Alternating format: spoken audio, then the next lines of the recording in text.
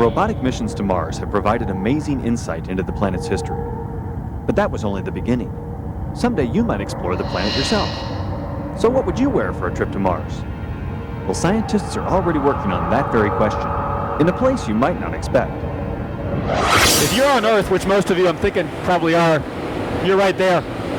This is space, except generally space is black in color, not white. It's the only figure I had of space. And we're out here somewhere on Mars. Actually, we're not really on Mars. We're kind of pretending like we're on Mars today. We're actually here in the Gulf of Mexico. We're following a ground track down south out of Houston towards Mexico and then back up to Houston. And we're in NASA's KC-135 aircraft.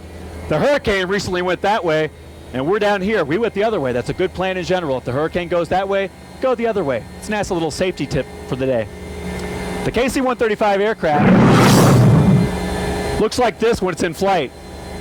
It flies parabolic flight paths over the Gulf of Mexico to simulate different degrees of weightlessness. Normally we use this aircraft to simulate the weightlessness that you would feel in the space shuttle or a spacewalk outside the space shuttle or the International Space Station. Like a spacewalk like this, it's be a good place to test out a suit in this zero-gravity plane. But a spacewalk on the space shuttle is not really a spacewalk at all. It's more of a space float. The suit was never designed to walk in, so the lower torso doesn't have much mobility. You just float around and you pull yourself along handrails. When we go onto Mars, however, we're going to want a spacesuit that does a lot of things that a geologist can do. You're going to want to walk around on the surface, take a hammer and break rocks and pick at rocks, and then you're going to want to be able to pick rocks up and bring them back with you. If you ever go to Mars, that's a very important tip. Don't forget to bring back the rocks. It's like the first thing you learned at astronaut school. If you're stopping by Mars, don't forget the rocks. If you forget the rocks, you probably won't go back. You also want to be able to drive a buggy if you're going to get yourself around to the surface like the astronauts did on the moon. You're also going to want to be able to pick yourself up, because if you fall down on Mars, there's really nobody around to help you. And that little Sojourner robot that we sent out to kind of scout out the surface is not big enough to help come along and give you a little lift.